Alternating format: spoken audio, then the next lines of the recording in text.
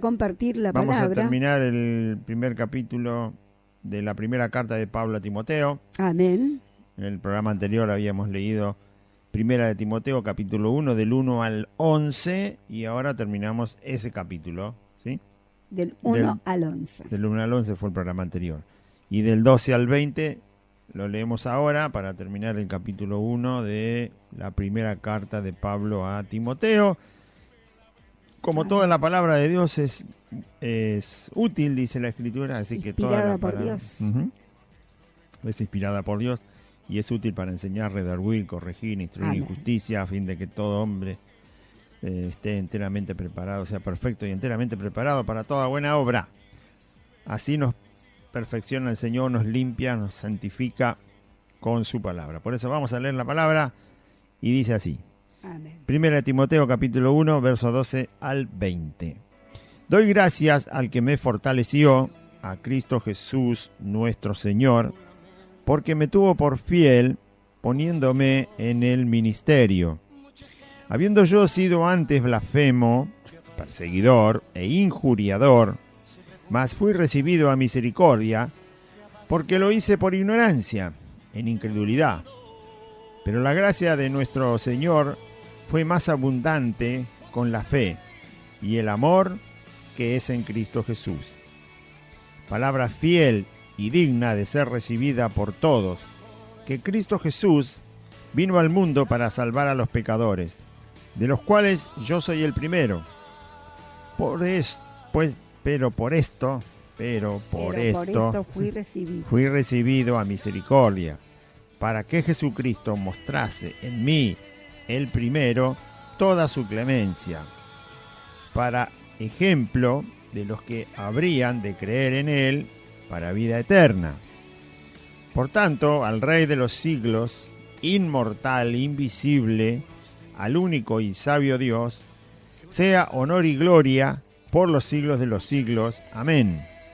Este mandamiento, hijo Timoteo, te encargo, para que conforme a las profecías que se hicieron antes en cuanto a ti, milites por ellas la buena milicia, manteniendo la fe y buena conciencia, desechando la cual naufragaron en cuanto a la fe algunos, de los cuales son Himeneo y Alejandro, a quienes entregué a Satanás para que aprendan a no blasfemar. ¡Qué tremendo!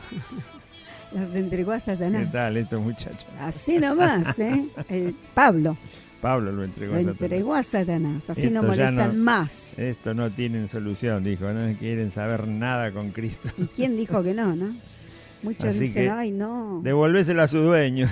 Che, Satanás, ahí tenés los tuyos. Toma, te los devuelvo. Te los mando con el delivery.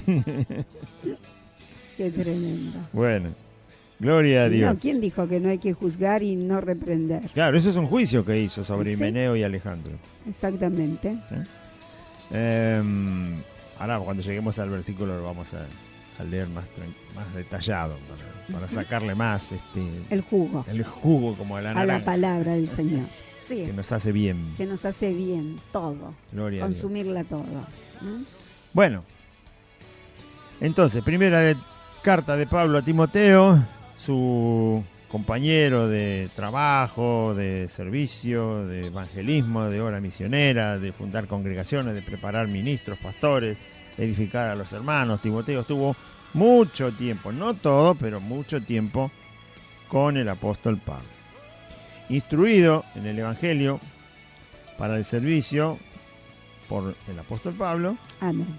preparado y ya puesto a trabajar en muchas cosas, Timoteo sigue adelante y Pablo le escribe, porque como no están juntos, le escribe la carta. Una de las cosas que habíamos leído del programa anterior es que había que arreglar un problema, que era que muchos habían empezado a enseñar una doctrina que no era la del Evangelio del Señor Jesús, una doctrina distinta, diferente, que no tiene nada que ver con la verdad. Entonces, le había dicho que corrigiera eso, que no se puede predicar el Evangelio basado en mentiras, en inventos, en ideas humanas, en cosas sacadas del mundo. Bueno, y todo eso tenía que ser desechado porque si no, dice, no tenemos un corazón limpio, no tenemos una buena conciencia hacia Dios, es decir, no lo conocemos bien, y la fe que pensamos que estamos practicando realmente no es una fe, sino que es una fe fingida, pero no se tiene el fruto de esa fe justamente, el fruto de la fe, porque la fe no es verdadera. Como cualquier cosa que no es verdadera, uno con un billete falso no va a ir muy lejos, ¿no? Podrá engañar a uno, pero No a todos. no a todos. Entonces no puede ir muy lejos. Y cualquier otra cosa falsa. Usted se compra una zapatilla de esas que son una de las mejores que te duran 3 años y no se rompen. Y hay algunas que son con el mismo dibujito, la marquita, pero son falsas. Te duran 7 meses. Sí. Como las remeras. Como las remeras. Porque son falsas. Remeras de marca, ¿cierto? Claro, la marca verdadera porque te dura. Dice. Sí, no, sí, es verdad. Yo cuando era madre no podía comprar esa zapatilla. Los compañeros la tenían y le duraba 2 años. Qué tremendo. Duraban, pero impresionante. Y yo me compraba la barata y no llegaba ni un año. Ya estaba deshilachada. Toda rota. Toda rota. Pero claro, también depende cómo lo usás. Claro, sí, por supuesto. Pero sí, igual duraban mucho. Las de marca, verdadera marca, que eran las reales, duraban. Son durables. Duraban, sí. Durables. Después empezaban a aparecer las falsas. Duraderas. Con el mismo dibujito, pero falsas. No eran las verdaderas. Bueno, entonces en el Evangelio no se puede tener una fe fingida. Se tiene que tener la fe verdadera. Por eso no se puede tener doctrina que no sea la que esté escrita en el Nuevo Testamento. De todo eso le habló Pablo en la primera parte de este capítulo. Explica por qué la ley había sido dada para los que finalmente, por el cual Dios va a juzgar sus vidas, porque justamente rechazaron al que sí cumplió la ley. O sea, la ley es, como lo explica Pablo acá, la ley, los mandamientos que están en el Antiguo Testamento son una evidencia de la perdición de los hombres, ¿sí? Es una prueba de la perdición. Pero la ley tiene que ver, si bien la gente no se salva por cumplir la ley, se salva por creer en Jesucristo. Cristo es el que cumple la ley, ¿sí? Cristo cumple la ley de Dios, muere en la cruz en lugar nuestro, por lo tanto puede salvar al que no cumple la ley. Y esos son los santos, los justos.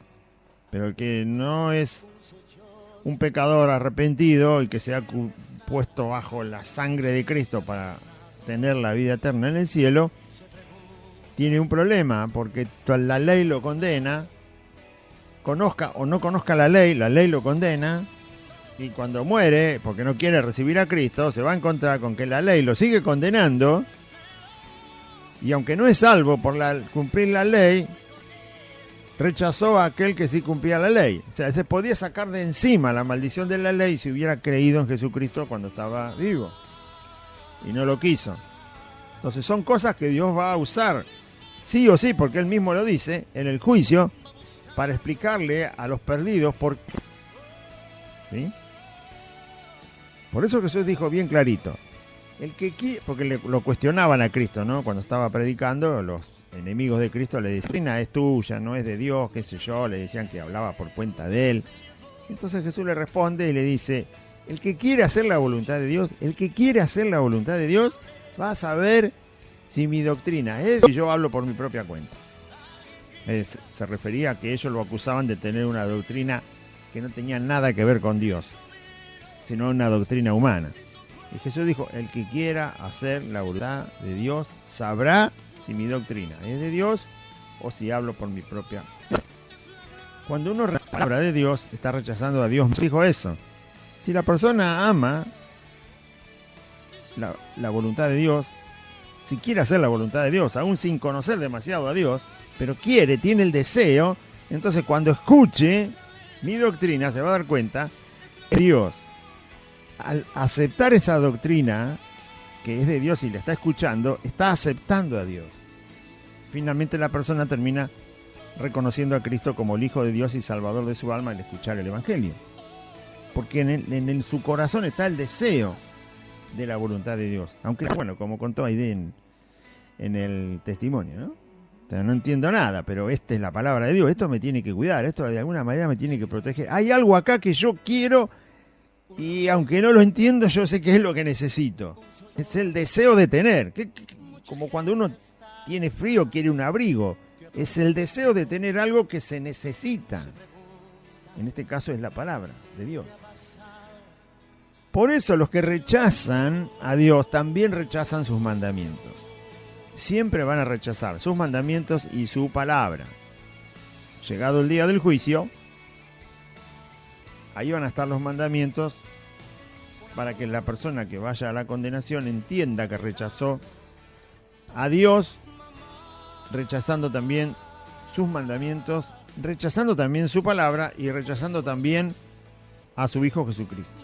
Amén, que es la palabra de Dios viva, hecha carne, y que es el mandamiento absolutamente cumplido de parte de Cristo a favor de los hombres. Bueno, de eso hablaba el capítulo al principio. Ahora sigue hablando el apóstol Pablo. Doy gracias al que me fortaleció, porque habló en el versículo anterior, hablaba del glorioso evangelio, ¿sí? El evangelio de Cristo, ¿no? La obra de salvación, la obra de Jesús, toda la explicación en el Nuevo Testamento acerca de vino, qué hizo, qué enseñó, qué transmitió, qué reveló de Dios, la transformación de la persona en una criatura nueva, hecha para Dios, creada para Dios, para andar en las obras de Dios, en el amor de Dios, en la justicia de Dios. Bueno, todo eso es el evangelio, las promesas, las profecías, todo lo que enseña. Nuestra conducta, nuestro proceder, cómo corregir los errores, cómo perdonar, cómo arrepentirse, todo eso está. La paz con Dios, la salvación, cómo es que Cristo se pudo poner en nuestro lugar, la resurrección de su persona. Bueno, todo eso es el evangelio, en lo cual debemos meditar día y noche, todo el tiempo, porque no es una cuestión de 2 más 2 son 4. Si fuera 2 más 2 son 4, lo aprendemos y nos vamos a casa. Pero el evangelio es mucho más que eso. Es poder de Dios para salvación. Y hablando del evangelio, dice el glorioso evangelio de su... Eso a él, Cristo, cuando se convierte a Dios, porque él era enemigo del camino del evangelio, pero se convierte, no cuenta ahora su testimonio, pero sí cuenta lo que ocurrió, ¿sí? Con su persona. Y cómo esto sirve de ejemplo a cualquier hijo de Dios que quiera estar en el camino del Señor, porque es parte de lo que Cristo mismo hace, sigue haciendo, convirtiendo las almas. ¿Sí? Como Dios sigue haciendo estas cosas, porque Dios no cambia, es interesante, es importante y es necesario que nosotros tengamos en la palabra de Dios revelada este proceder de Dios, porque cuando usted dice yo hago la voluntad de Dios, quiere decir que la conoce. Bueno, si la conoce, también tiene que conocer esta parte, porque esto es lo que Dios hace. Yo estoy sentado, pero si yo me quiero parar, un momento, lo que voy a hacer es hacer mi voluntad, ¿o no? ¿Sí? Bueno, como no me quiero parar, me voy a quedar sentado. Pero si yo me quisiera parar, estaría haciendo mi voluntad. Entonces, hay de que me está mirando del otro lado y dice, se paró Claudio. Claudio se paró de la silla, ¿sí? Se puso en pie. Claro, porque te veo. Bueno, cuando ella dice, Claudio se puso en pie, lo que está diciendo es que yo hice parte de mi voluntad. Pablo está diciendo lo que Jesús hizo con él. Si Pablo está explicando lo que Jesús hizo con él, lo que Pablo está diciendo es lo que es la voluntad de Dios, porque Dios lo hizo con él. Y lo va a seguir haciendo porque Dios sigue siendo el mismo. Lo hizo con un pecador, enemigo del evangelio. Entonces yo, cuando leo lo que Cristo hizo con Pablo, lo que estoy leyendo es lo que es la voluntad de Dios, que no cambia, la voluntad de Dios no cambia. Entonces, usted dice, yo hago la voluntad de Dios. Bueno, aprenda conmigo esta parte del libro de Timoteo, porque si usted aprende junto conmigo, porque yo también tengo que aprender, que esto es lo que está en el corazón de Dios. ¿Quién no quiere ver el corazón de Dios? ¿Quién conocerá, dice, el Espíritu de Jehová? ¿Sí? Solo los que creen. Ah, que lo Por buscan. Por eso el Espíritu Santo, que es el que escudriña, el que puede dar a conocer el corazón de Dios, dice que nos dio a conocer parte del corazón de Dios, parte de su voluntad, lo que Él hace, lo que quiere hacer y también lo que hace. Entonces yo entiendo después la voluntad de Dios. Y es más fácil que después la pueda poner por obra, porque si no la entiendo, si no la conozco, si no la leo, si no hay un ejemplo, si no hay un testimonio, en este caso, de qué fue lo que hizo con él, ¿cómo voy yo a saber parte de esa gran voluntad de Dios? Gran porque es infinitamente inescrutable, enorme, pero sí hay parte que nos corresponde a nosotros, por eso Dios me la transmitió en su palabra. Bueno, si usted quiere hacer la voluntad de Dios, como quiero hacer yo, como quiere hacer la idea, como quieren hacer los creyentes, conozcamos esa voluntad, porque si no, no pasa nada. Como dice el dicho, ¿no? Se me pasó el tren, como dice. Claro. Se me fue el tren. Sí, se perdió el tren. Y usted se quedó sin nada. Bueno, ¿qué dice Pablo? Doy gracias, hablando del evangelio glorioso que le fue dado para compartir. Doy gracias al que me fortaleció, verso 12. A Cristo Jesús nuestro Señor. ¿Quién lo fortaleció a Pablo? Cristo Jesús nuestro Señor. Porque me tuvo por fiel, poniéndome en el ministerio. Cuando yo leí esto de que le daba gracias a Dios, a Cristo Jesús, él se encontró con Cristo directamente, ¿sí? Cuando él iba a Damasco a arrestar a los cristianos, el que se le aparece es Cristo, porque el mismo Jesús se lo dice, ¿no? Cristo resucitado le habla. Lo deja ciego, primero ve una luz impresionante que por supuesto lo deja ciego, no sé si iba en burro, en mula, en caballo, o en un camello, no sé en qué iba, podía ir en camello también. Se usaba mucho el camello en aquella época ya. El caso es que se cae al suelo, queda ciego y escucha que le habla el Señor. Y el Señor se identifica, cuando él pregunta quién era, le dice que era Jesús. Yo soy Jesús a quien tú persigues, y el Señor le sigue hablando. Bueno, él se encuentra con Cristo directamente. Y dice que le da gracias al que lo fortaleció, a Cristo Jesús nuestro Señor. Y si usted se acuerda cuando fue salvo, el día que realmente se entregó a Cristo, Pablo también se acuerda del día en que recibió a Cristo. Cuando nosotros nos encontramos con el Señor de verdad, ¿sí?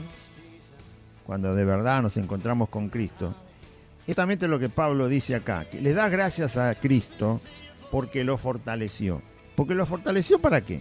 Bueno, él está hablando del momento en que se encuentra con Cristo. Lo fortaleció toda su vida. Pero cuando nosotros nos encontramos con el Señor, que no conocíamos al Señor, no sabíamos quién era, no sabíamos su poder, su capacidad de llegar a nuestro corazón, a lo profundo. Cuando uno se convierte, realmente necesita que Dios lo sostenga, ¿sí? Porque está pasando de muerte a vida. Está ocurriendo una experiencia que es espiritual, que tiene que ver con el reino espiritual y que uno no la puede manejar con las manos, no la puede ver. Por lo tanto, el alma está resucitando, está reviviendo y el espíritu está recibiendo vida, el espíritu muerto que teníamos nosotros.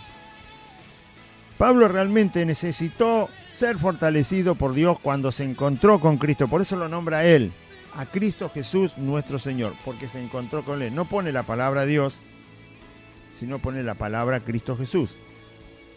Se encontró con el Salvador.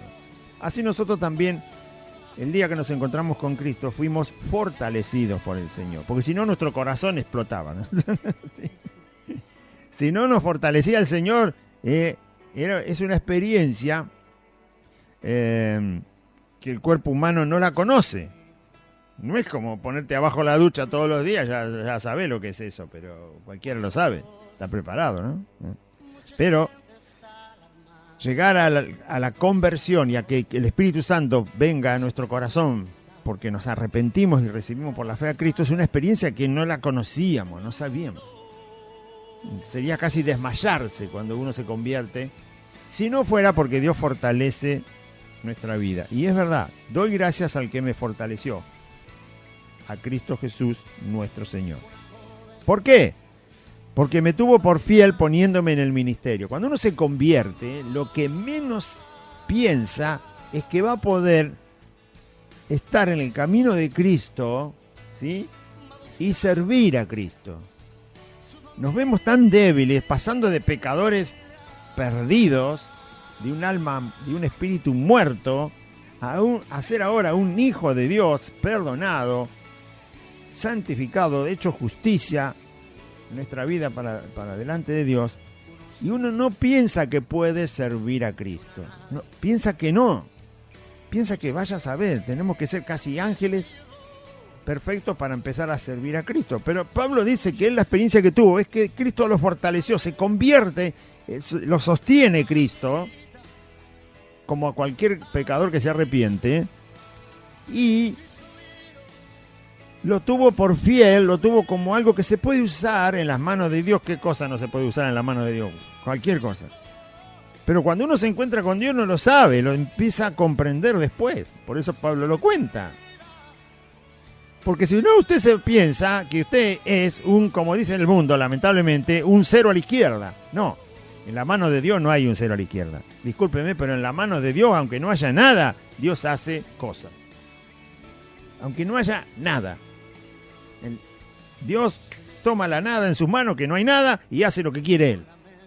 Así que ningún ser humano, ningún pecador que se refugia bajo la obra de Cristo puede ser considerado como algo incapaz que Dios pueda usar. No, la Biblia dice que Dios escogió lo vil del mundo, lo menospreciado, refiriéndose a las personas. Es decir, si las personas consideran que otra persona no tiene ningún valor, como está pasando ahora, Dios dice que no es así. Es una mentira que algún ser humano no tenga ningún valor. Eso es una mentira, porque en las manos de Dios, rescatado por la obra de Cristo, allí está Dios dándole capacidad, dones y valor a la vida humana. La vida humana tiene valor en sí misma, ¿sí? Porque es humano y es imagen de Dios. Pero el mundo y el diablo ha contaminado tanto la mente y el pensamiento de las personas que se tiene esa idea de que el ser humano no llega a valer si no tiene estudio, altura, belleza, dones, fama, dinero, propiedades, ¿no? Elocuencia, si tiene todos los dientes. Te falta un diente y ya te ve, ya te dicen que pareces un cavernícola. Entonces juzga todo por eso. No es así. ¿Sí o no? Amén. No. Es así. Por eso Pablo explica, yo le doy gracias a Dios, porque Dios a mí me fortaleció cuando me encontró Cristo. Y encima me tuvo por fiel, como si yo soy un asesino de cristiano y Dios me termina poniendo al servicio de Él para llevar a la gente a convertirse en cristiano y encima fortalecer a los cristianos, enseñar a los cristianos. Es verdad lo que dice Pablo, así debemos entender nosotros nuestra vida cuando Dios llega. Es Dios el que hace posible, es el Dios el que toma la decisión. Él me tuvo por fiel. No es que Pablo le dijo, yo soy fiel, Señor, ¿eh? No. Fue Dios el que dijo, yo voy a hacer de esta persona una persona fiel. Y me va a servir, y va a llevar mi nombre, y va a predicar el Evangelio. Así es como debemos entendernos nosotros delante de Dios, no porque es la mejor manera, no, porque es la única. Porque es así. Es Dios que considera que le podemos servir, porque su mano va a estar constantemente en nosotros. Poniéndome en el ministerio, me tuvo por fiel poniéndome en el ministerio. Se refiere a llevar el Evangelio, a predicar el Evangelio, a enseñar la palabra del Señor, a enseñar a los hermanos a prepararse para ser buenos ministros, buenos discípulos de Cristo, llevar la Escritura, enseñar verdad, desechar todo lo que es engaño, estar preparado, tener los dones, usarlos, saberlos usar, ser edificantes, personas que edifiquen a otros, que animen, que fortalezcan, que corrijan, que enseñen, bueno, todo eso. Si eso no es ministerio, ¿qué es? Muy bien. ¿Qué? ¿Jugar a las damas, al ajedrez? ¿Qué? Eso es ministerio. Verso 13.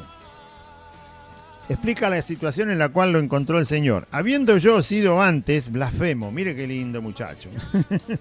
Insultaba a Dios todo el tiempo. No con la boca, sino con las cosas que contrarias a Cristo. Cuando él persiguió a la persona de Cristo, a los discípulos de Cristo, a los cristianos de ese momento, se transformó en un blasfemo.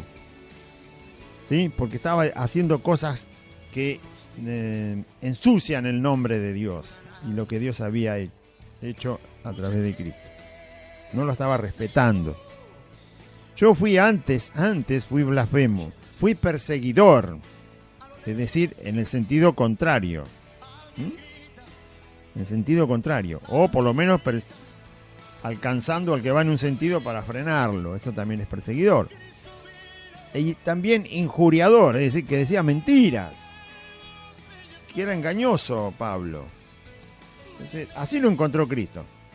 No hay problema, dijo Cristo, yo lo voy a cambiar. O sea, Dios quiere cambiar al blasfemo, al injuriador, al perseguidor, sí que lo quiere cambiar. Claro, esa es la voluntad de Cristo. Así que si nosotros nos encontramos con este tipo de personas, que también fuimos nosotros, entendemos que la voluntad de Dios es, y el poder que Dios tiene es para cambiarlo, para transformarlo. No es para llenarle los bolsillos de plata, como dicen los mentirosos, los predicadores de la prosperidad, mentirosos de estos tiempos. Dios te quiere levantar. Bueno, que no me lleve muy alto porque voy a reventar como un globo, ¿no? No te quiere levantar, ¿qué? De la cama, para que no seas un dormilón, te quiere levantar. ¿A dónde así te dicen los mentirosos? Dios te va a poner en alto. Claro, usan pasajes de la Biblia, lo tuercen y te dicen el águila. Dios te quiere como el águila. Sí, el águila, sí, ya sí. ¿Sabe qué tiene el águila? Sí, el águila vuela muy alto, pero lo más particular que tiene el águila, hay otras aves que vuelan muy alto. Lo particular del águila es que vuela tan alto, que de tan alto que está, puede ver una lauchita que es grande como una aceituna apenas, y esa es la particularidad que tiene el águila. Tiene muy buena vista a pesar de estar muy lejos de lo que está mirando. Eso es una buena cualidad, ¿sí? Para que nosotros podamos conocer a Dios, aunque no lo podemos ver con los ojos. Bueno.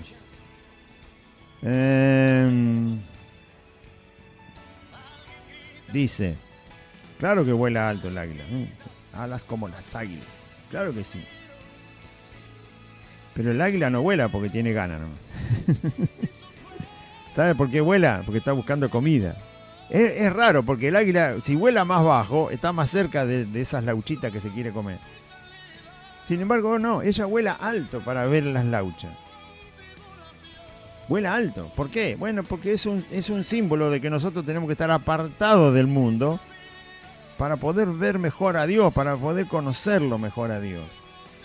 Y para que nuestro alimento, nosotros podemos tener el alimento espiritual, aún con nuestra gran distancia que tenemos con Dios, en el sentido de que Él es Dios y nosotros hombres. Porque gracias a Cristo nos fue revelado Dios. Y gracias a su obra, y su sacrificio, y el rescate, y la palabra, y el Espíritu Santo. O sea, hay muchas cosas que copiar del águila. Pero esto te dicen, te va a poner allá en alto. Te quieren decir que vas a ser un rey, que vas a ser millonario, que te va a salir plata hasta por las orejas. Todas mentiras, ¿no? Y así lo atrapan y usted le da plata, ¿no? Y así los engañan, lamentablemente, a los pobres hermanos. Claro. Acá no, acá dice que Pablo era blasfemo, perseguidor e injuriador. Y Dios lo puso para el ministerio, para predicar, para enseñar, para redarguir, para preparar a los hermanos, para llamar a los incrédulos a la conversión, para abrir los ojos a la verdad, para que salgan de las tinieblas y de la idolatría, de los ídolos, del hablar con los muertos, de las tinieblas, de la brujería, de la magia negra, bueno, para eso lo puso. Que me vení para que te ponga en alto. Ay. Bueno, eso dicen los predicadores mentirosos de ahora. Usan muchas de esas frases. Por eso hay que leer mucho la Biblia hasta que se nos peguen las palabras de la Biblia. Entonces no nos vamos a equivocar. Cuando usted aprendió la tabla del do, la maestra quería que usted aprendiera como un cantito. 2 por 1, 2, 2 por 2, 4, 2 por 4, 8. Me salté el 3, 2 por 3, 6, 2 por 4. Y usted aprendía con el cantito. Lo hacía así para que se le peguen las palabras y no se y lo aprenda. No, repita de vuelta. 2 por 1, 2, 2 por 2, 4, 2 por 3, 6, 2 por 4. ¿No? ¿Se le pegó o no se le pegó? Pero al principio era re difícil. ¿Qué me venís? 2, 1, 5, decíamos cualquier cosa. Hasta que se pegó. Y nos hacía escribir ahí en una forma de columna. 2 por 1 igual 2, 2 y abajo y así, así, así, así. Y usted se la aprendía de bueno. Cuando llegaba a los números impares era un desastre, ¿no? El 3, el 7, el 9, Dios mío. Pero se aprendió. Bueno, tenemos que repetir las palabras que Dios dice en la forma que Dios las dice, dónde las dice, para no andar inventando que el águila es un rey, ¿no? El águila no es un rey, el águila es un águila. Y así cuando te dicen, Dios te va a poner en lo alto como el águila, y usted pregunte, ¿para qué? ¿Para qué? Me va a poner el alto como el águila. ¿Qué hace el águila? Y el águila está en lo alto. Sí, ya sé, pero que está en lo alto el águila. Pero la Biblia dice, vaya y busquen la Biblia, ¿por qué Dios te va a poner en alto? Te va a dar alas como las del águila. No me va a dar alas, está hablando de una metáfora, es una figura. Es decir, poder estar alto, ¿sí? Separado del mundo, porque el águila está muy separada del suelo, pero sí, esa es la forma en que busca su comida. Uno dice, pero ¿por qué no va caminando por el suelo el águila? ¿No es más fácil? Lo tiene ahí al picotazo, ¡pac! Porque caza pequeñas lauchas, caza pequeñas serpientes, o algunas grandes. ¿Por qué la va a buscar de allá arriba? ¿Por qué va allá arriba? Bueno, Dios hizo así al águila y la puso como ejemplo. Porque si yo quiero tener la vida abundante, tengo que estar separado del mundo. Lo más que se pueda. Lo más que me fortalezca Dios para yo separarme del mundo. Por eso el águila se separa del suelo. Tiene buena vista. Si está en el suelo también ve bien. No tiene problema con sus ojos. No, el problema no son los ojos del águila. El problema es que Dios la hizo así para ponerla después de ejemplo para nosotros. Ella se separa del suelo e igual vive, encuentra su comida. Y nosotros separados del mundo tenemos la vida abundancia. ¿Entendió? Si caminamos haciendo todas las cosas que hace el mundo, la vida abundante no la tenemos. Así también una serpiente escondida podría atrapar y morder a un águila si anda por el suelo. Y si le inyecta veneno y el águila se muere. Entonces el águila dice, como tengo buenos ojos, me voy bien arriba, acá no me agarra ni la serpiente, ni las víboras, ni un jabalí, ni nadie. Tranquilita, me busco y cuando lo encuentro ya me voy. Lo agarra con los pies y se lo come. ¿El cable se mueve? Bueno, ahí. Seguimos entonces. Pablo fue blasfemo, perseguidor, injuriador, pero fue recibido a misericordia. Sí, Dios no le importó eso. Mi hijo Jesús murió y puede borrar todo eso.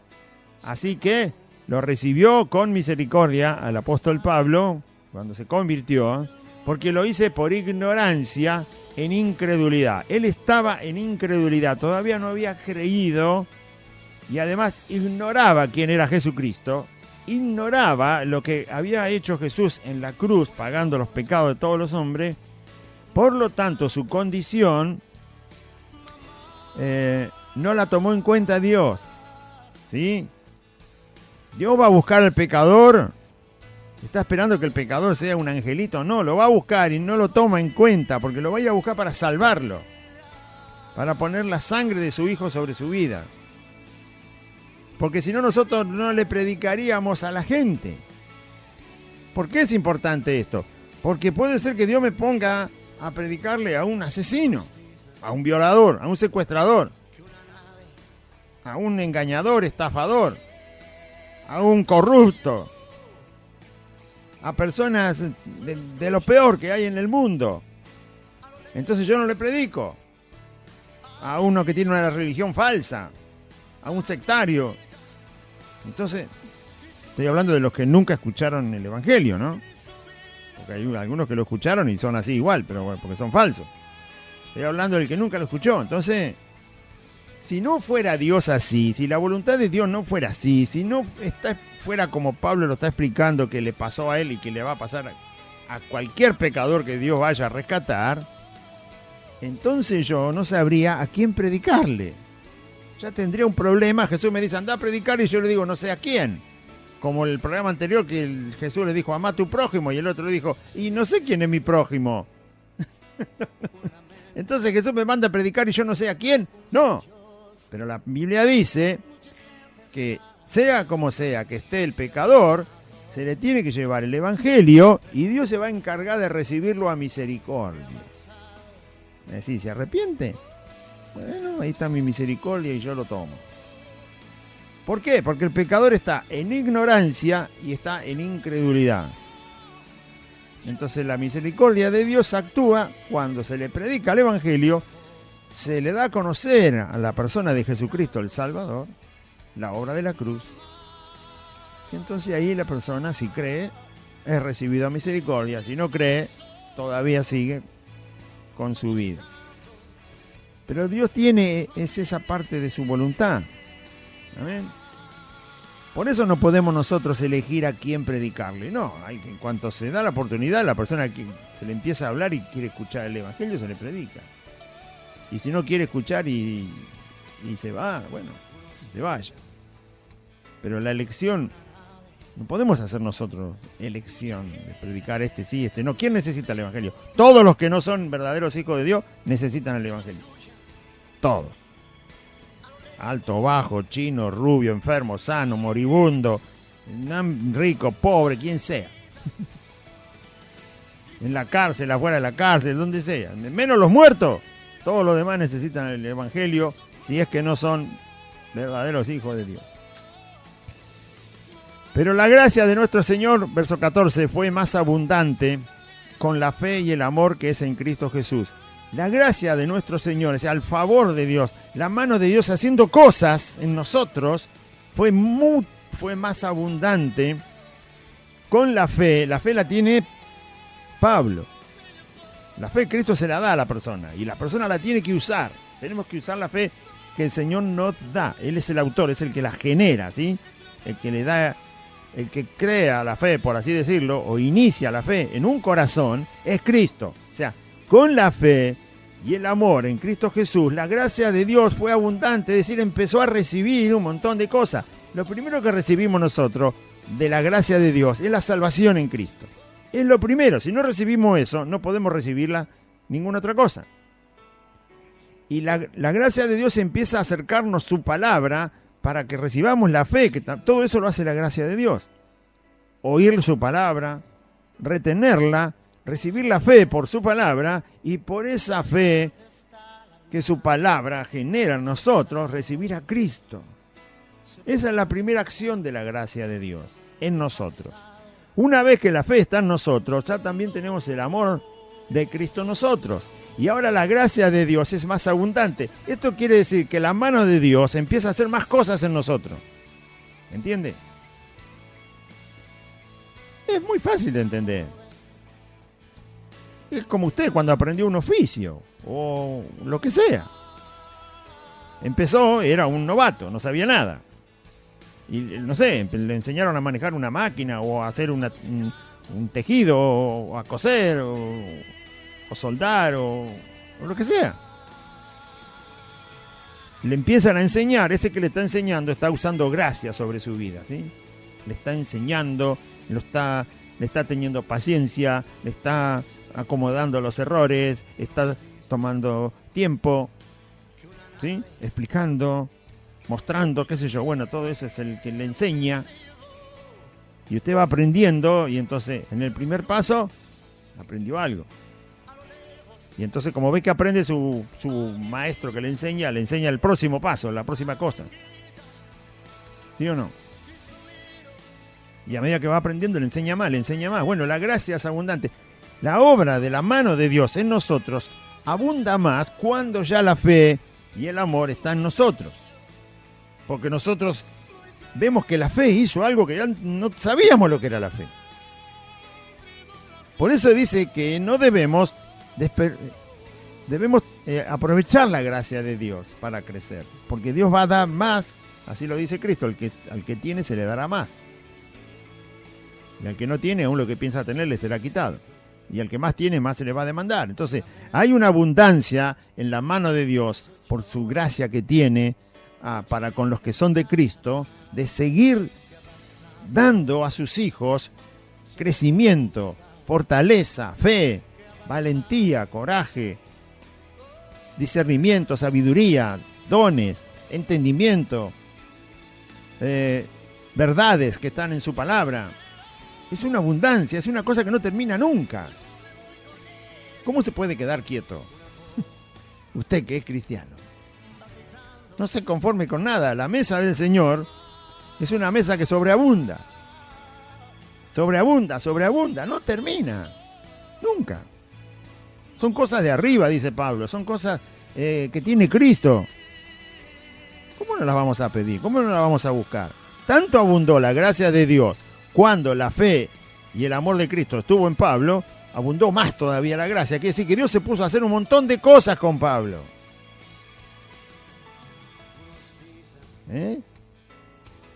No porque era perfecto, ni porque era mejor que cualquier otro. No, al contrario, él dijo, todo lo que yo era antes es una basura. Lo puse en una bolsita y le prendí fuego. No, ahora lo que vale, lo que la gracia de Dios está haciendo conmigo.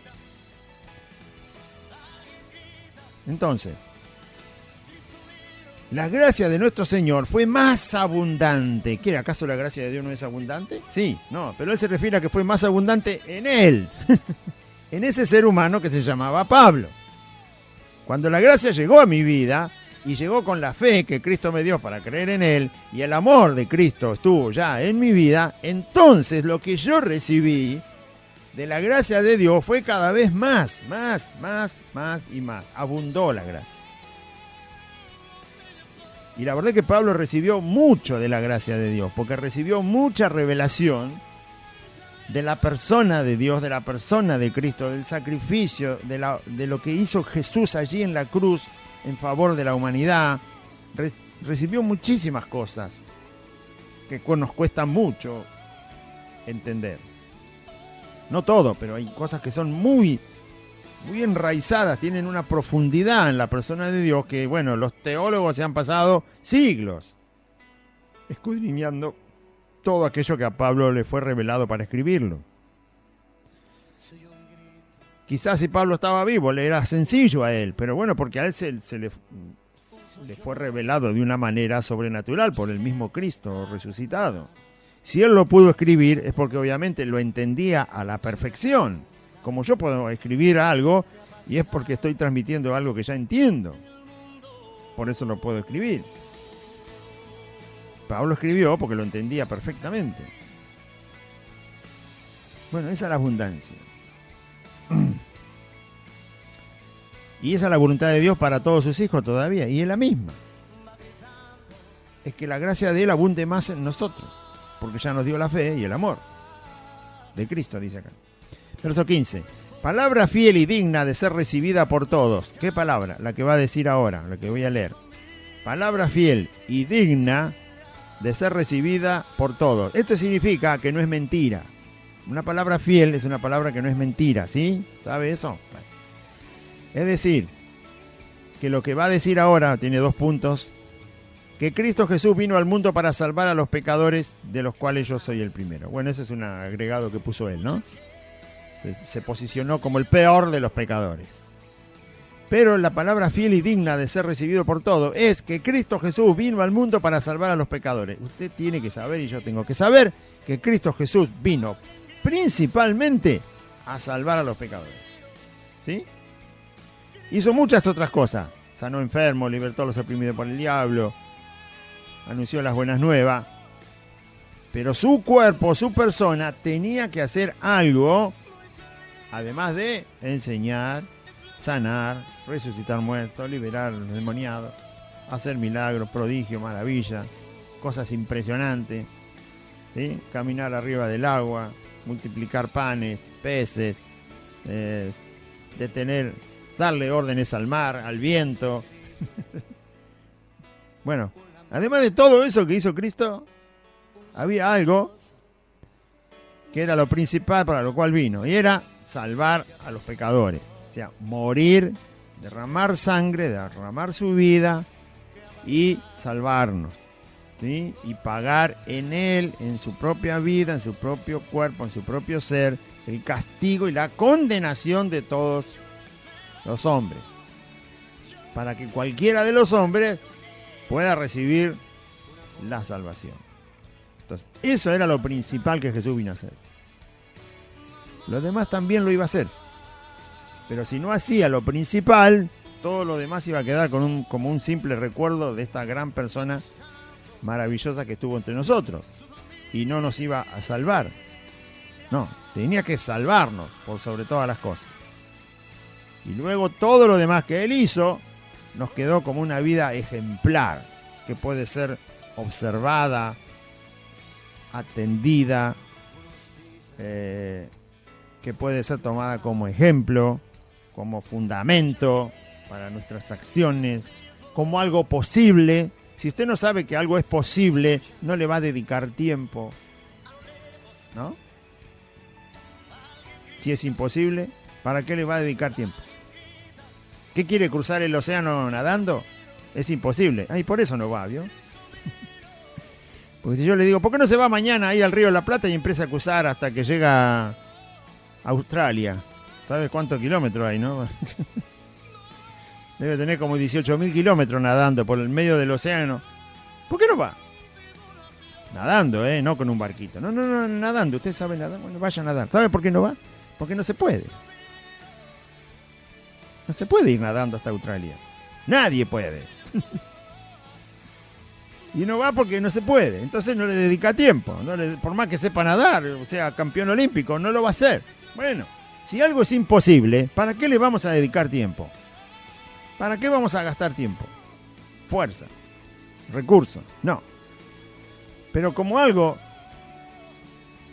algo es posible, entonces uno sí le dedica el tiempo.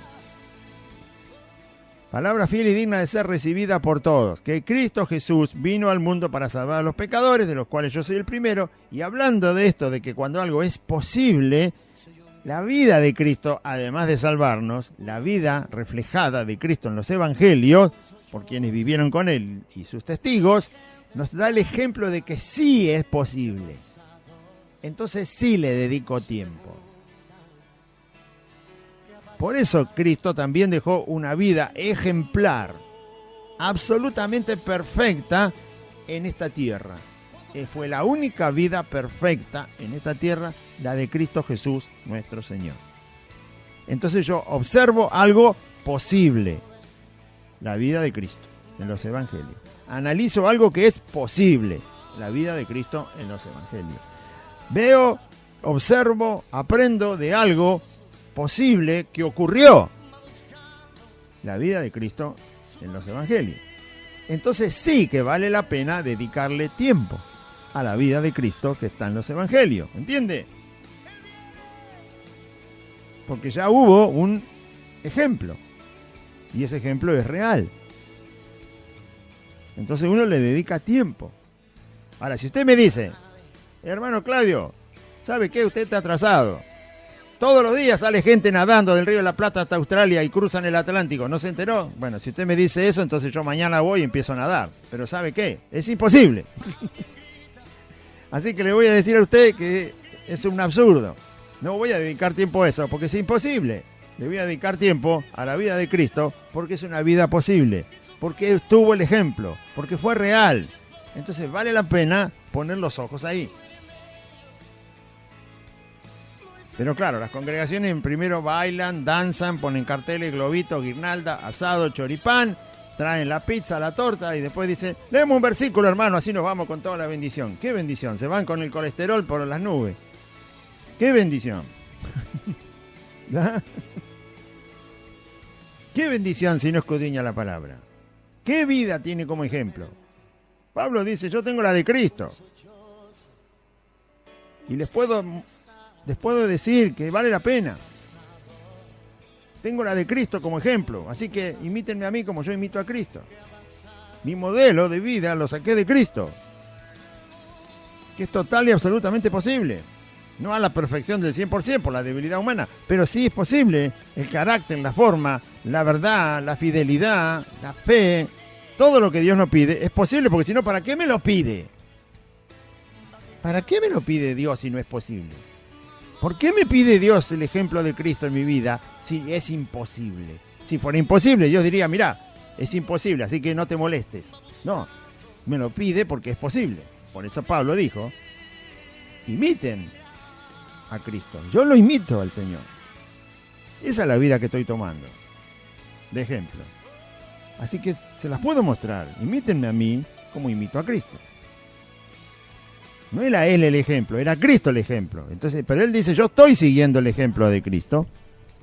Estoy tomando el ejemplo de vida de Cristo. Entonces también les digo que acompañen, ¿sí?, en la fe y tomen ese ejemplo.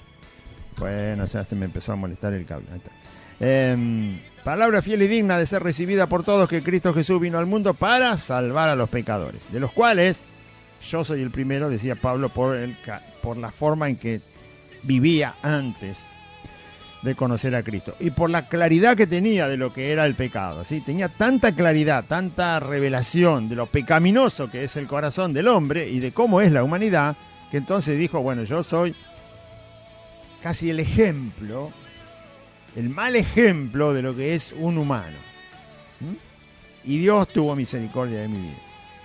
Pero por esto fui recibido a misericordia, vuelve a decir en el verso 16, para que Jesucristo mostrase en mí, el primero, toda su clemencia, para ejemplo de los que habrían de creer en Él para vida eterna. Claro, Pablo era una persona perseguidor del Evangelio, contrario al Evangelio, al camino de Cristo, a decir que Cristo era el Hijo de Dios y todo lo que nosotros sabemos. Él era contrario, absolutamente contrario, pero no solo contrario, sino que quería destruir todo eso. No se contentaba con ser contrario. Él quería destruir la predicación del Evangelio, borrarlo de la faz de la tierra. Porque mucha gente hoy es contraria al Evangelio, no quiere creer. Bueno, está bien. Pero no ha llegado todavía a ejercer toda su fuerza y toda su capacidad y recurso para hacer desaparecer la predicación del Evangelio de la faz de la tierra. Todavía no lo han hecho. Satanás quiere hacerlo, por supuesto. El anticristo lo va a querer hacer. Va a tener todas sus herramientas y lo va a intentar. Por supuesto que va a fracasar. Pero bueno, la intención es esa. Borrar por completo la palabra del Evangelio de Cristo a esta humanidad, para que no tenga ni rastro de que hay un Evangelio que habla la verdad. Lo quiere hacer, lo va a querer hacer. Pablo ya lo estaba haciendo. Entonces, era una persona en la cual Dios podía mostrar toda su clemencia, toda su bondad, toda su perdón. Porque en el corazón de Pablo estaba la idea de borrar la verdad de este planeta. Cosa gravísima, ¿sí? Muy grave. Pero Dios dijo, bueno, este me sirve. Yo voy a demostrar el poder que tengo en mis manos tomando una persona como esta. Y ¿sabe qué? Jesús lo tomó en sus manos y lo hizo todo lo contrario. Todo lo contrario fue Pablo. Desde que se convierte. Por eso fui recibido a misericordia, dice, para que Jesucristo mostrase en mí, o sea, de esa manera, el primero, toda su clemencia, para ejemplo de los que habrían de creer en Él para vida eterna. Claro, Pablo quedó como un ejemplo de cuánto puede hacer Dios en la vida de una persona, que es la que quiere hacer desaparecer la verdad. Cuando digo verdad me refiero a la palabra del Señor y al Evangelio y la revelación de Cristo. Después que Pablo se convierte, Cristo lo transforma, lo empieza a formar, su gracia empieza a abundar en él, como dice, y lo transforma en aquel que defiende hasta con la vida la verdad. Él con la vida quería destruir la verdad y pasó a ser alguien que con su vida defendió la verdad. Lo hizo de las tinieblas, hizo luz el Señor en la vida de Pablo. ¿Sí? Y de la mentira que había en un corazón, hizo verdad. Puso verdad en el corazón de Pablo y la defendió hasta perder la vida, porque murió decapitado por causa de llevar la palabra de Cristo. Eso es lo que Dios hace. Ahora, Dios quiere hacer lo mismo en nosotros. ¿Y qué le parece? No sé, le pregunto. Si Dios no cambió, cuanta cosa equivocada haya en nosotros, como lo estaba en la vida de Pablo, Dios la va a sacar para que nosotros en su lugar tengamos la verdad justa, pura, santa, perfecta, sin error en nuestro corazón. Y esa verdad hablar. Y ser capaces de tener, como dice el Señor, espíritu de poder que nos ha dado, de amor y dominio propio, para que esa verdad se quede ahí y así salga por nuestra boca para compartirla. Y eso es lo que Dios quiere hacer. Por eso dije al principio, si quiere acompañarme en esta forma de entender que Dios no cambia su voluntad, si Dios lo hizo con uno, eso quiere decir que lo quiere hacer con todos. Más allá del don que le dio a Pablo de ser ministro, pastor, apóstol, hoy en día apóstol no necesitamos, pero sí pastores y sí maestros de la palabra del Señor, y sí aquellos que son evangelistas, que llevan el evangelio donde nunca estuvo. Entonces, pero quiere que conozca la misma verdad y quiere que deseche de mi corazón todo lo que era contrario a la verdad. ¿Sí? Lo que es contrario a la verdad, si yo lo dejo en mi corazón, eso va a querer destruir la verdad. O sea, por eso Dios dice que el corazón se tiene que limpiar, y lo decía ahí en el versículo 5, ¿no? Con una doctrina equivocada el corazón no se limpia. Con la doctrina de Cristo el corazón se limpia. Con la verdad de Cristo el corazón se limpia. ¿Sí? Se limpia, se limpia. La fe es genuina, es la verdadera, la que produce lo que el Señor quiere en nosotros. Y la conciencia es una conciencia buena. O sea, es un buen conocimiento de Dios. Es estar consciente de manera correcta de la persona de Dios, de la persona de Cristo. No es solo el conocimiento intelectual, no es solo teología. No. Es conocer persona. Y esta persona se llama Jesús.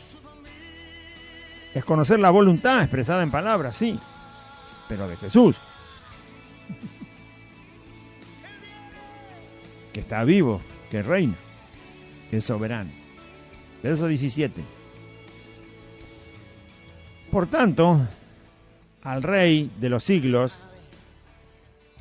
inmortal, invisible, al único y sabio Dios, sea honor y gloria por los siglos de los siglos. Amén. De los siglos. Amén. Ese es el verso 17. ¿Qué dice ahí? Por tanto ¿qué? Por tanto significa por lo que él está diciendo antes. ¿Sí? Estoy en el versículo 17. Por todo lo que él está expresando acerca de Dios, de la voluntad de Cristo de transformar al pecador en un portador de verdad, de la verdad de Dios y de la verdad de su palabra, y hacer eso a tal punto que uno considere que vale más la verdad revelada de Dios y de Cristo que la vida misma que tenemos, ¿no? Suena un poco imponente, pero es así. Jesús dijo: el que no aborrece hasta su propia vida no puede ser mi discípulo, así que hay que poner en la balanza qué pesa más. ¿Sí?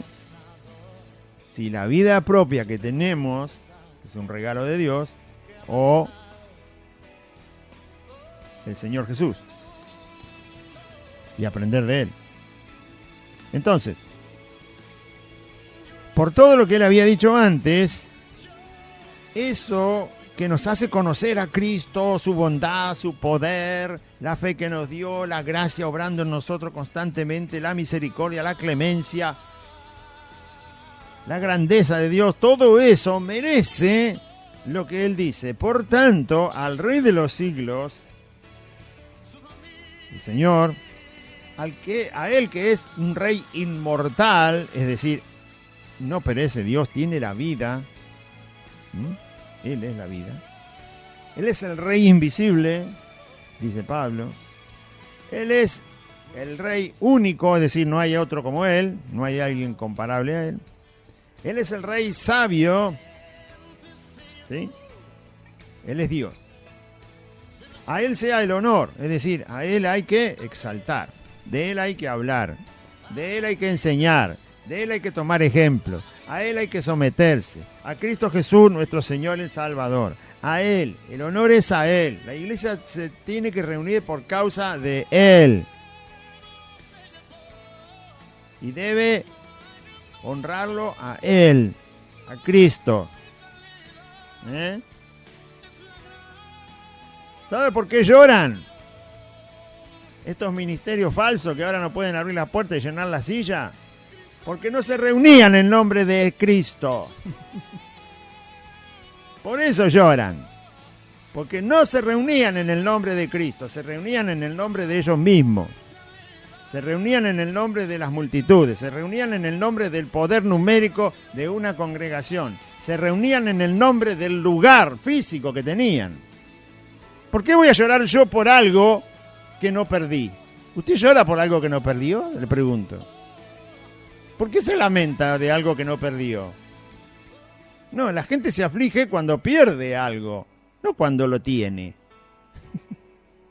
Es una cosa absurda lamentarse por algo que uno nunca perdió.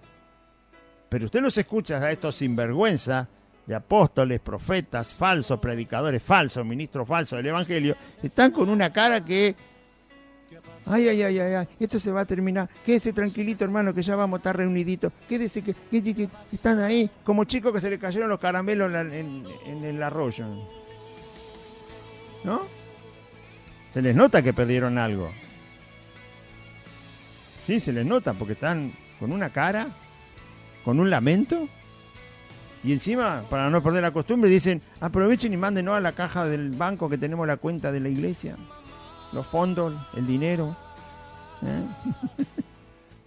¿Por qué está?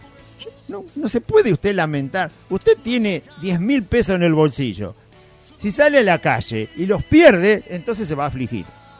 Pero si usted sale a la calle con los 10.000 pesos y vuelve a su casa y tiene los 10.000 pesos en el bolsillo, ¿de qué se va a estar afligiendo? ¿Me quiere decir? No se puede afligir. Tiene que estar alegre porque no los perdió. Porque salió, volvió y no tuvo ningún inconveniente. Porque no lo perdió.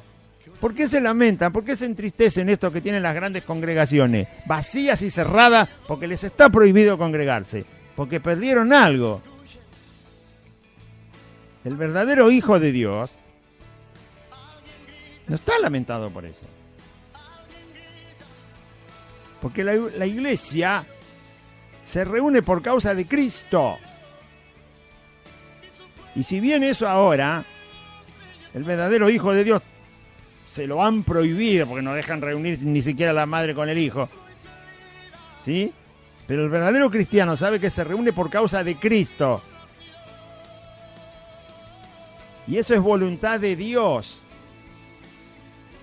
Y Dios no tiene quien le haga frente a su voluntad. Entonces los cristianos verdaderos no han perdido nada para estar afligiéndose y llorando. No han perdido. No perdieron nada.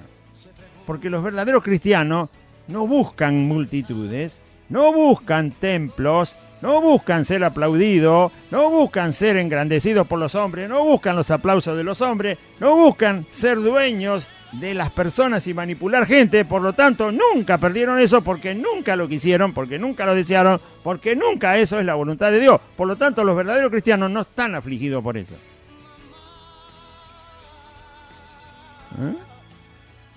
Los verdaderos cristianos se quieren reunir porque, como dice el Salmo 133, qué bueno es habitar los hermanos juntos en armonía, porque Dios es lo importante ahí y envía bendición y vida eterna.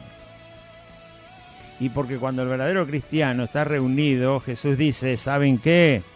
Yo también estoy ahí. Porque es por mí que están reunidos. Estoy junto con ustedes.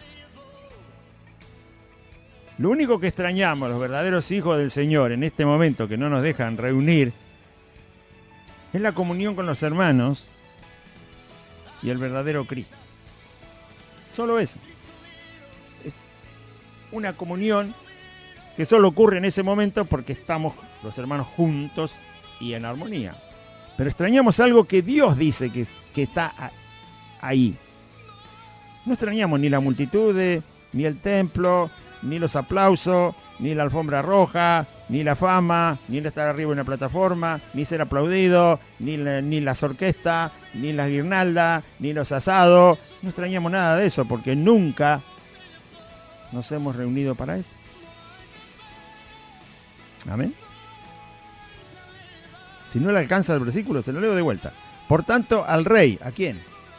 ¿Yo soy rey? No. ¿Usted es rey? No. Ah, bueno. ¿El pastor es rey? No. ¿La congregación es rey? No. ¿Los ladrillos son rey? No. ¿El reconocimiento del ministerio de la Fundación Cristiana Evangélica Protestante de la Argentina es rey? No. Ah. ¿Quién es rey? Jesucristo, el Señor.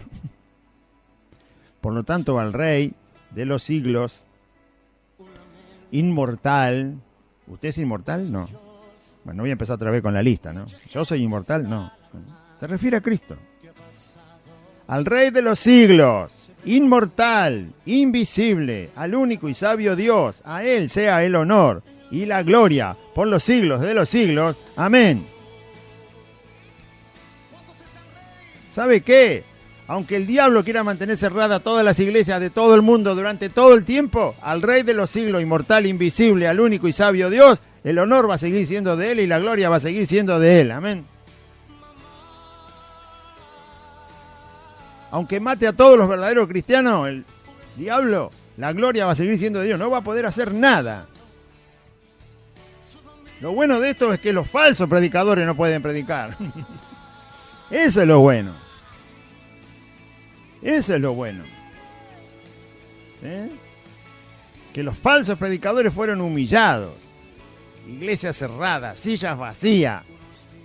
Ya no los aplauden. Aunque lamentablemente las ovejas de esos lugares los tienen como ídolo en su corazón todavía. Pero a la vista están humillados. Dios los humilló. Cristo los humilló. Este mandamiento, hijo Timoteo, verso 18, que también decía anteriormente, todo esto se lo da en forma de mandato de parte de Cristo, el Señor, ¿sí? Este mandamiento, hijo Timoteo, te encargo. ¿Para qué? Para que se cumpla en tu vida lo que el Señor ya te dijo. Que ibas a llevar el Evangelio, que ibas a anunciar la palabra del Señor, que ibas a enseñar a los perdidos a correr a la gracia de Cristo. Todo eso ya se te dijo, así que estos mandamientos que te doy son también para que todo esto se cumpla en tu vida. Este mandamiento, hijo Timoteo, te encargo para que conforme, de acuerdo a lo que Dios, las profecías, te dijo acerca de tu vida, milites por ella la buena milicia. Así, todo lo que los mandamientos del Señor nos dicen en su palabra, nos ayudan a caminar, a militar, a trabajar y estar en el camino del Señor. Más allá de que no seamos quizás ministros o evangelistas o maestros de la palabra, le ayuda a todo creyente a caminar, a seguir. Que milites por ella la buena milicia. ¿Cómo voy a servir al Señor no teniendo en cuenta lo que Él me dice? Imposible. Así surgieron los falsos ministros, los falsos predicadores, falsos apóstoles, falsos profetas, falsos hermanos, falsos evangelistas. Surgieron sin tener en cuenta. Pablo le dice, no, tenelo en cuenta. Y lo tenés que tener en cuenta como un mandamiento del Señor. Nada menos. Cada palabra es un mandamiento del Señor. Cada coma. De lo que Dios dice, para mí, es un mandamiento. se debe observar, se debe obedecer. Claro que lleva mucha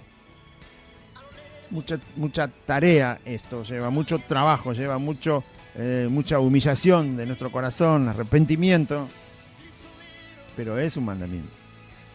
Son las órdenes de Cristo para nosotros, sus hijos.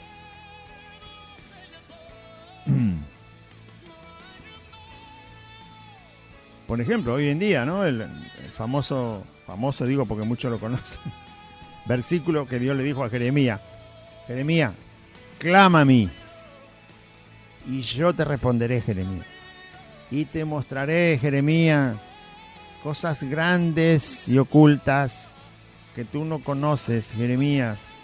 ¿Hay algo que no conoce hoy? Hay muchos creyentes que hay cosas que no conocen. Bueno, clama a mí, pídemelo. Yo te voy a enseñar cosas que no conoces.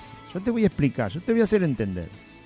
En tu corazón, en tu alma, en medio de la situación que puedas vivir cualquier día de tu vida, cosas que no conoces. Yo te voy a aclarar las cosas.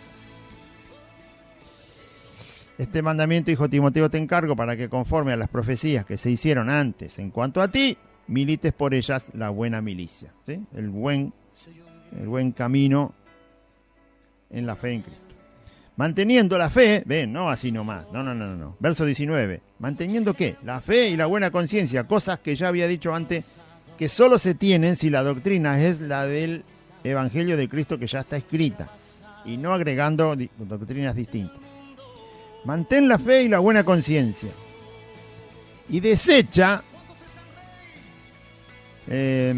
mantén la fe y la buena conciencia, porque algunos desecharon la fe y la buena conciencia, dice, desechando la cual, se refiere a la fe y la buena conciencia, naufragaron en cuanto a la fe algunos. Específicamente se refiere a la buena conciencia. Si no mantenemos una buena conciencia, en cuanto a la fe, naufragamos, no sabemos para dónde vamos. ¿Sí? La conciencia tiene que ser buena en el sentido de que son las verdades de Dios las que tienen que guiar nuestra conciencia. Tenemos que entender bien, cabalmente, sin hablar locuras, lo que la palabra de Dios dice. Hacia dónde nos lleva Dios en nuestra conciencia. Cuando uno conoce a Cristo, entonces tenemos la buena conciencia. ¿Sí? Desechando la buena conciencia, algunos naufragaron en cuanto a la fe. Es decir, ya no tienen la fe, se desviaron de la fe. Tienen una fe, sí, pero fingida. No es fe, es una cosa falsa que parece ser fe. ¿Quiénes son estos que naufragaron de la fe? Te voy a nombrar algunos, dice Pablo, porque los conocía. Timoteo me refiero, conocía a estas personas. Y Pablo le dice, estos ya se fueron de la fe. Van a aparecer, pero no son. Himeneo y Alejandro, dice. De los cuales son Himeneo y Alejandro, que naufragaron de la fe. A quienes entregué a Satanás para que aprendan a no blasfemar. Y ahí termina el capítulo 1. Amén. Esta gente Pablo ya no la consideraba hermanos en Cristo. O sea, los entregué a Satanás significa no son de Cristo, ¿sí? Y ahí se van a quedar porque yo ya entendí que no son de Cristo. Vamos a orar. Diga así conmigo. Padre Celestial, en este día escuché tu palabra y yo confieso que Jesucristo es el Señor. Y creo en mi corazón que Dios lo levantó de los muertos. Señor Jesús, te acepto en mi corazón como mi único Salvador y mi único Señor.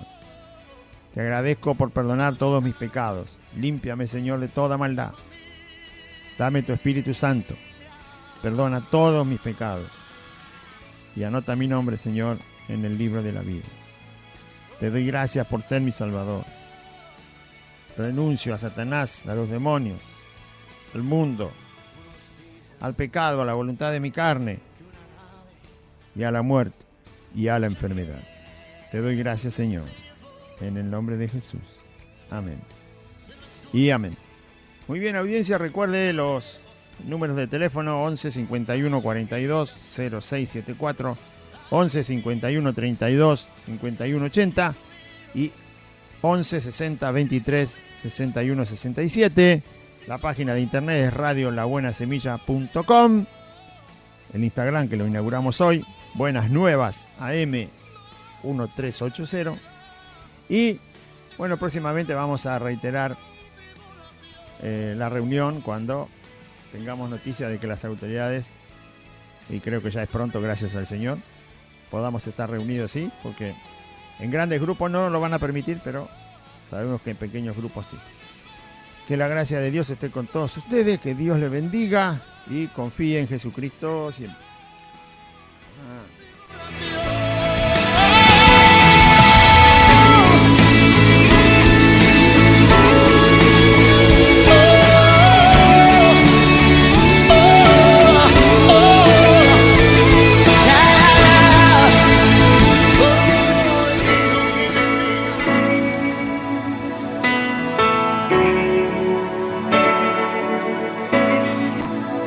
Soy un grito,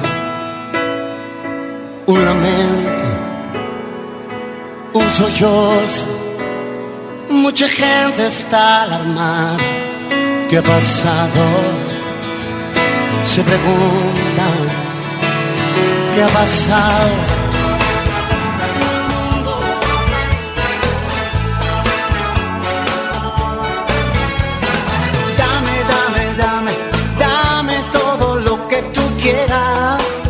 Hasta aquí compartimos Buenas Nuevas, un programa evangelístico, dinámico, reflexivo, pensado en usted y hecho con amor. Buenas Nuevas, creado y conducido por Aide y Claudio.